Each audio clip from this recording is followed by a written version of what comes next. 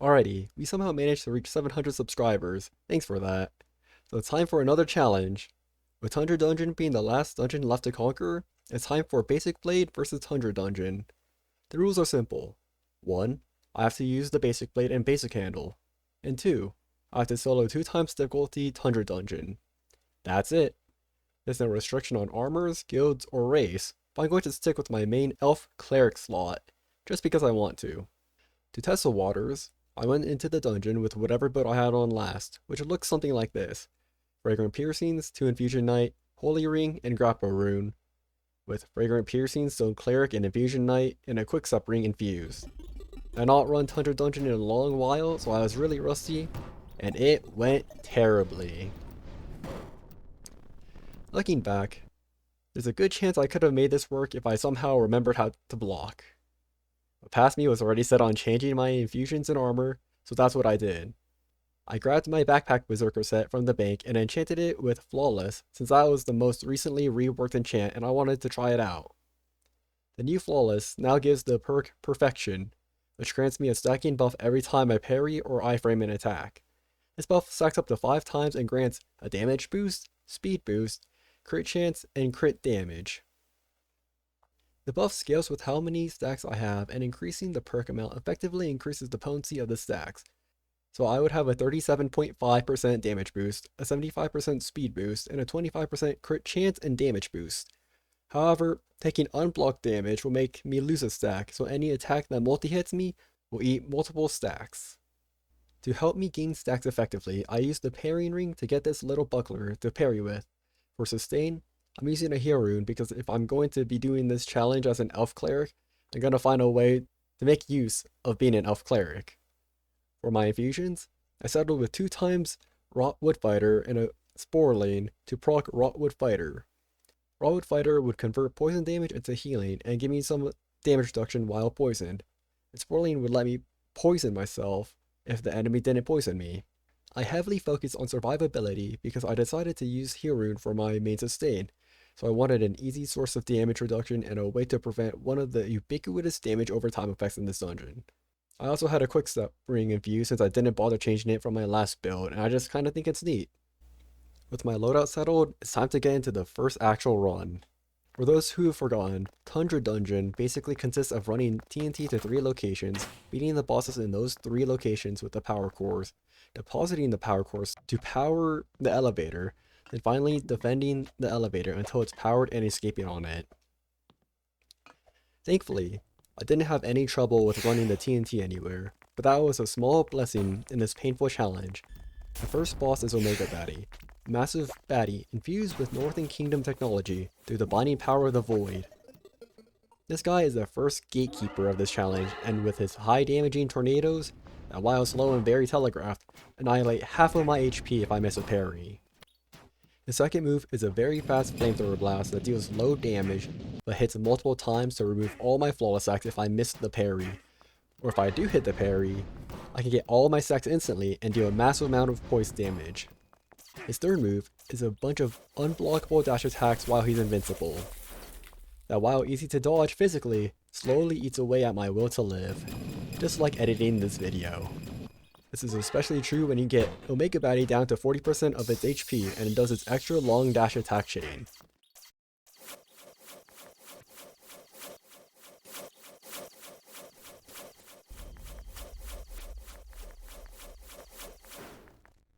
This boss isn't too bad since its attacks are straightforward, and most I have to think about is reacting to the mix of tornado and flamethrower attacks. The next boss is Protomungus, the result of a Spore Lane fusing with a Steam Golem through the binding power of the Void. This boss's specialty is poison, with 3 of its 4 moves inflicting poison.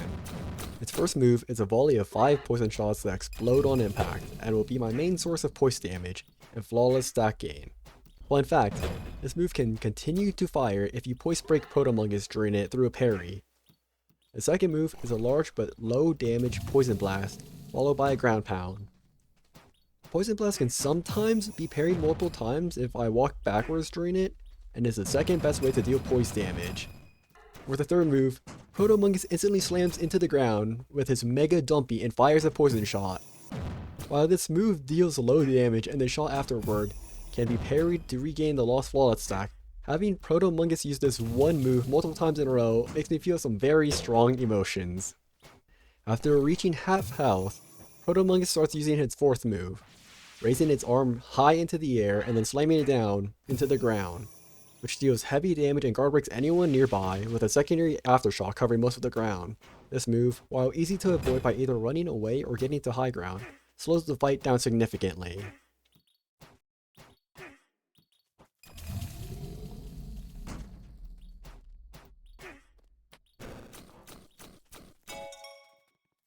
The next boss is Delta Spider, a terrifying fusion of a deep spider and a Northern Kingdom mining drill held together by the binding power of the void. Delta Spider has 4 moves just like Proto-Mungus, however, unlike the other 2 bosses, has access to all of them throughout the entire fight. For its first move, it quickly slams its body into the ground and drills 4 times. It's definitely hard to react to, but again, any multi-attack is good for dealing poison damage through parry. The second move is a giant web shot. It applies sticky, which slows me down and constantly guard breaks. It's basically corrupted Lord Frog's puke puddle, but this time, Delta Spider can attack shortly after, and of course it's going to be at least 3 web shots in a row. Third move is probably what you're all familiar with, the Giga Drill Spin, when Delta Spider slowly charges up and spins around the arena like a Beyblade. Again, a massive time killer, but can easily be avoided by getting to high ground.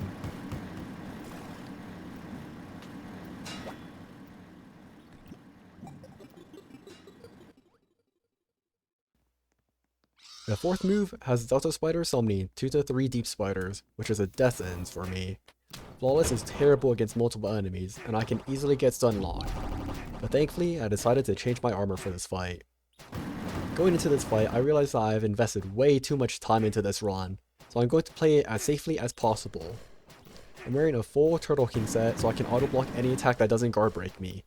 The armor is just a Mod Podge of stuff I so happen to have Turtle King on, so I won't get into that. Just know that in exchange for safety, I spent a lot of time beating Delta Spider. Speaking of time, did I mention the intensity meter? Originally, I had this whole rant talking about the intensity meter and the mutate effect that can happen, but it was too long, so I'm just going to summarize it. The intensity meter is like the timer from Risk of Rain. The longer the run goes on, the harder it gets, with enemies getting more damage and random events happening. The worst event is Mutate, which gives enemies a perk from this list. I'm going to show these perks in a tier list just to show how much they impact the challenge. With the top tier being beneficial: Poison, Caustic Slow, and Frostbite. The second tier is basically changes nothing: Extended Sight, Rabbit's Foot. The third tier, low impact / reliant on one other mutation, which is Bloodthirsty and Hemorrhage. For the fourth tier, Mild Disturbance, Cut Down, Reaper, Ignition, Sharp Claws. The fifth tier is unlucky to encounter: Curse Rip, Lifesteal, Venom Eater. And for the last tier, I might as well just restart the run, which is Curse Bark. Now, you might have noticed I kept bringing up things involving time and how slow I am to deal damage and these debuffs that slow me down or deal damage over time. Well, these boss fights took a stupidly long time to do, with the shortest one being Omega Baddie being 12 minutes long. Yeah, it took me 12 minutes to beat the first boss, which is almost as long as the average Corrupt Frog Cavern run. With the intensity scaling the enemies, the next boss took another 15 minutes to beat. Roughly 27 minutes just to beat 2 of the 3 bosses. Finally, there's the Delta Spider fight, which took a whopping 37 minutes to beat. That fight alone took longer than both of the previous fights combined to beat. So now I'm sitting here an hour and 12 minutes into a run, and thinking to myself, oh, I still have to beat the elevator defense. So I make my way over to the elevator and start looking through my inventories to see what I can use for the elevator defense. I didn't think I would make it this far, so I didn't bring any armors that would help me in the elevator defense. While I was playing, I got switch teleported with a random enemy nearby. Scary, but thankfully I didn't get attacked by anything. So I made my way back, and well, I'll let it play out for itself.